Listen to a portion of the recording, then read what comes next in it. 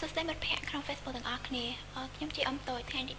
ក្នុងថ្ងៃនេះគឺខ្ញុំចង់បង្ហាញអ្នកទាំងអស់គ្នាអំពីរបៀបនៃការធ្វើបាគូដែលយើងដឹងហើយថាបាគូក៏មានពីរបាគូធម្មតាហើយនិងបាគូ EXO អញ្ចឹងក្នុងថ្ងៃនេះគឺខ្ញុំចង់បង្ហាញពីរបៀបនៃការធ្វើបាគូ EXO ដែលដំបូងគឺដើម្បីធ្វើបាគូ EXO បានគឺយើងត្រូវយល់ដឹងពីវាសិនគឺដល់ជាដំបូងគឺយើងត្រូវទៅជួប NPC មួយដែលនៅក្នុងក្រុងសិង្ហយ៉ាងNPC ដែលមានឈ្មោះថាកុងសើពីងនេះគឺយើងចុចចូលវាហើយចុចថែមនឹងពាក្យថា I want to fuse baku set តែវាមានច្រើនបាគូនៅក្នុងហ្នឹងនេះខាងលើគឺបាគូធម្មតាតែសម្រាប់បាគូ EXO គឺវានៅខាងក្រោមនេះចាប់ពីកន្លែងនេះទៅគឺស្ថា attribute របស់វាមុននឹងពេលយើងជ្រើសរើសថាយើងរើសយកបាគូមួយណាគឺយើងត្រូវដឹងថា hero យើងប៉ាអីហើយគឺវាបូកអីសម្រាប់ធ្វើឲ្យតួអង្គរបស់ hero យើងកាន់តែខ្លាំងអញ្ចឹងយើងអាចមើលបានដូចជានេះបាគូនេះគឺបូក all 50ហើយ 8in បូក XP ដូចជា identity វាជាដើមអញ្ចឹងសម្រាប់ខ្ញុំ hero ខ្ញុំគឺ SM អញ្ចឹងខ្ញុំគិតថាខ្ញុំចង់ធ្វើជាបាគូដែលមានរាង x អត្តៈ in អត្តៈហើយនឹងបូក all អញ្ចឹងគឺដែលធ្វើឲ្យ SM គឺវាត្រូវការអត្តៈអញ្ចឹងខ្ញុំចង់ធ្វើបាគូនឹងមួយហើយយើងនៅពេលដែលយើងសម្រេចចិត្តដឹងហើយយើងយកបាគូនឹងហើយយើងត្រូវតែមើលនៅលើខាងលើមើលបាគូរូបរាង requirement របស់វាថាតើត្រូវការបាគូឲ្យខ្លះដូចជាក្បាលអញ្ចឹងគឺយើងត្រូវតែធ្វើម៉េចផ្គុំម៉េចឲ្យទៅជាបាគូចិនកៅចិនខោគុនហើយនឹងអាវុធគឺឈានដើម្បីបានកៅ EXO គឺយើងត្រូវតែមាន Soul of Ancestor ដែលយើងបាន Soul នេះគឺបានមកពី TG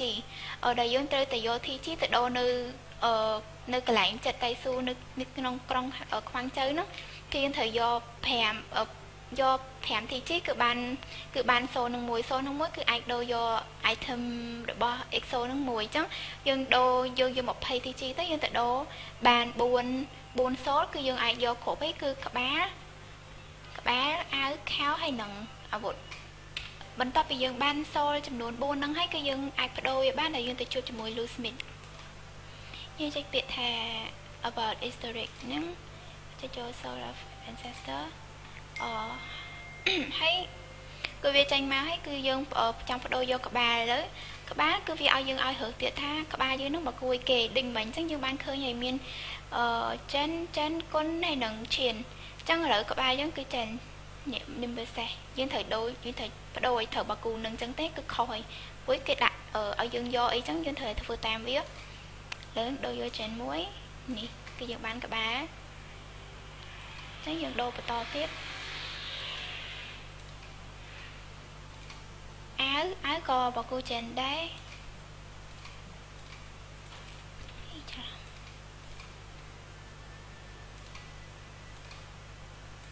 ខោគឺបាគូគុននេះខោគឺគូគុនហើយនឹងដៃគឺបាគូឈាននៅខាងលើអូខេឥឡូវគឺយើងបានបដូរវារួចហើយមួយ set វាក្បាលអាវខោហើយនឹងដៃអញ្ចឹងបន្ទាប់ពីយើងបានបដូរវារួចរាល់ហើយគឺយើងត្រូវតែដល់ដំណាក់កាលដែលយើងដាក់ stone ហើយការដាក់ stone ហ្នឹងគឺមិនមែនចេះតែដាក់ឲ្យតែបាននេះយើងត្រូវមើលទៀតថា stone កៅអៅយើងនេះប្រហែលត្រូវការ stone របៀបម៉េចហើយដាក់ stone ណាមុនដាក់ stone ណាក្រោយហើយដើម្បីយល់ដឹងឲ្យច្បាស់គឺយើងបើកនៅក្នុងបាគូធំនេះនៅពាក្យបាគូ position ហើយនេះគឺជាកន្លែងដែលយើងមើលដូចទីហោថាក្បាលយើងមិញបាគូចិនហ្នឹងក្បាលចិនហ្នឹងគឺវាជា number set ហើយយើងត្រូវដាក់ stone នេះ stone on ហ្នឹង set ដាក់ stone set មួយហើយនឹងគូ2អញ្ចឹងយើងត្រូវដាក់តាមលំដាប់ដោយវាដាក់ set ហើយមកដាក់គូដូចជាខោគុនហ្នឹងគឺយើងជាគូ number គូអញ្ចឹងយើងត្រូវដាក់គូទាំង3អញ្ចឹង stone ហ្នឹងគឺត្រូវតែ stone ដែលមាន number គូទាំងអស់ហើយដាក់ហ្នឹងគឺដូច119 number 119យើងត្រូវរបៀប stone តាមរបៀបវាមិនហើយដាក់គ្រប់ stone ហ្នឹងគឺបូកទម្ងន់របស់វាគឺត្រូវតាម119កូដអត់អាចលើហើយក៏អាចខ្វះដែរនៅពេលនេះគឺយើងមាន stone គ្រប់គ្រាន់ហើយគឺអ្នកទាំងអស់គ្នាបានឃើញអញ្ចឹង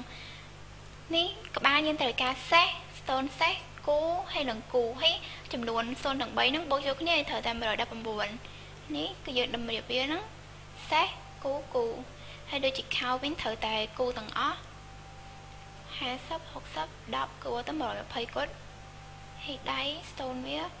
ក៏និយាយរួម stone វាត្រូវតែប្រកបទាំងអស់អញ្ចឹងនៅពេលដែលយើងរក stone បានតម្រូវគ្រប់យើងគិតថាវាត្រឹមត្រូវហើយគឺយើងអាចបញ្ចូលវាបានហើយដោយ select ម៉ៅខាង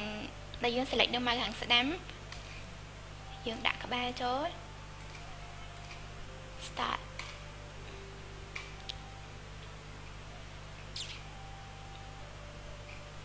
យើងដាក់ម្ដងមួយទៅតាមលក្ខខណ្ឌរបស់វាអ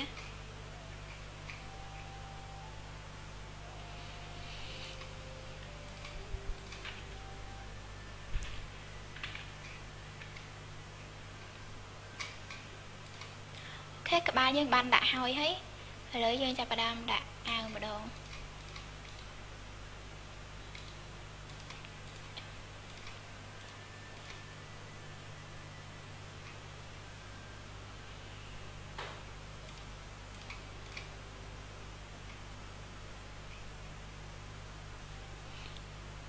នៅពេលដែលយើងបើសិនជា stone ណាមួយរបស់យើងគឺវាលើសឬមួយក៏វាខ្វះគឺនៅពេលគឺយើងមិនអាចដាក់វាបានទេគឺវាអាចបញ្ចូលបានទេអញ្ចឹងត្រូវតែរៀប stone ឲ្យបានត្រឹមត្រូវជាមួយនឹងលក្ខខណ្ឌរបស់វាអូខេខោអាវបានហើយយើងចាប់បានដាក់ខោ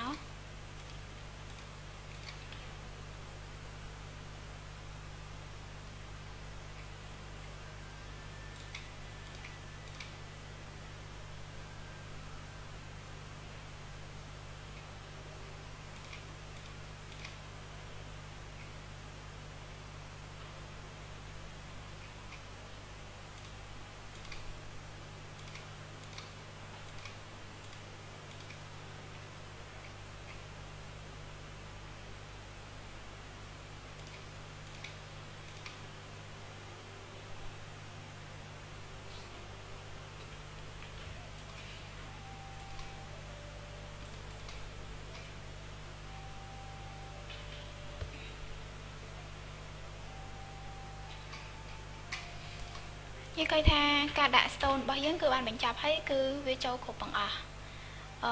ដូចជានេះគឺខ្ញុំដាក់ stone 15 redame ដាក់ក្បាលគឺ casting speed នេះរួមម៉ាស៊ីនហ្នឹងខ្ញុំដាក់ stone 15 redame ទាំងអស់ហើយដៃខ្ញុំដាក់ inata ហើយនឹង breaching CMSM ចានៅពេលដែលយើងដាក់រួចរាល់ហើយគឺយើងមិនទាន់អាចផ្គុំទៅជាបាគូបានទេ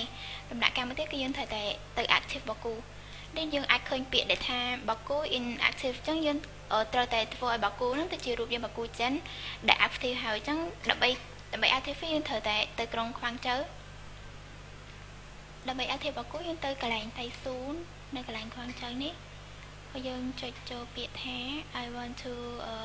activate បាគូដែលបាគូយើងនោះ number ប្រហែលនេះ number 120អញ្ចឹងយើងចុចចូលវាហើយគេមានដាក់ឲ្យយើងមើលឲ្យថាបាគូចិនត្រូវការបាគូប្រមាណដើម្បី active វាអញ្ចឹងត្រូវការបាគូចិនចំនួន3ត្រូវពាក់ខោលើខ្លួនសិន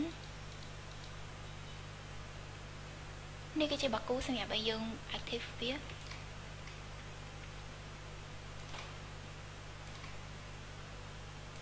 បាគូចិន3គេសួរថាតើក្បាលហើយនឹងឬមកក៏អាវអញ្ចឹងយើងចុចក្បាលមុនទៅហើយបន្តមកចាំអាវក្រោយ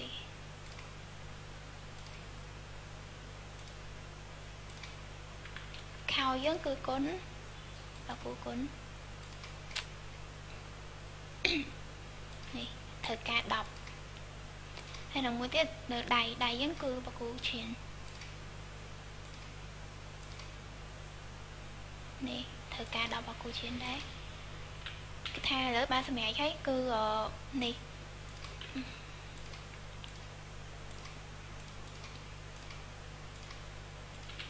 ពេលនេះបាគូយើងបាន active ហើយដែលយើងមើលឃើញអញ្ចឹងគឺវាដាក់អក្សរថាបាគូចិននៅពាក្យអក្សរនៅខាងលើបានន័យថាបាគូយើងគឺបាន active ធំត្រូវហើយអញ្ចឹងគឺយើងត្រូវតែត្រឡប់ទៅក្នុងសញ្ញាវិញដើម្បីធ្វើការគុំបាគូខ្ញុំមកដល់ទីកន្លែងជុំនៅ NPC ដដែលគឺដើម្បីធ្វើបាគូ យើង select លើឈ្មោះដែលបាគូដែលយើងចង់បានមិញហ្នឹងគឺឈ្មោះ invincible បាគូនេះយើងដាក់វាចូលដាក់ក្បាលចូលក្បាលអាវខោហើយនឹងដៃពេលដែលយើងដាក់ហើយគឺយើងអាច check start បានបើសិនជាយើងចង់ចេញគឺវា បើសិនជាយើងចុចយកអញ្ចឹងគឺវា random ភាគរយប៉ុន្តែយើងអាចបង្កើន value បានដែលយើងដាក់របស់ដែលមានទម្ងន់ដែលមាន value ហ្នឹងគឺដើម្បីបង្កើនភាគរយឲ្យបាគូយើងបានភាគរយច្រើនហើយនឹងខ្លាំងអញ្ចឹងយើងអាចបន្ថែមវាទៅបន្ថែមជាមានរបស់ច្រើនដែរយើងបន្ថែមដូចជា moonlight red iron ហើយនឹងរបស់ផ្សេងទៀតតែខ្ញុំដាក់ប៉ុណ្្នឹងសិនខ្ញុំចង់ដាក់ហេងស៊យពេលយើងដាក់យើងសម្រាប់ចិត្តដាក់បានអស់ហើយគឺយើងអាច check start បានតែញហើយចាំមើលថាបានអ12អត់វ៉ាវខ្វះអាក្រមនោះអត់និយាយទៅ19វិញកន្លែង inata បើ19ទៀតល្អមកប៉ុណ្ណឹងក៏ខ្លាំងដែរចាលើបាគូ EXO យើងគឺបានផ្គុំរួចរាល់ហើយអញ្ចឹងអរគុណសម្រាប់អ្នកទាំងអស់គ្នាក្នុងការតាមដានទស្សនាវីដេអូនេះបាយបាយ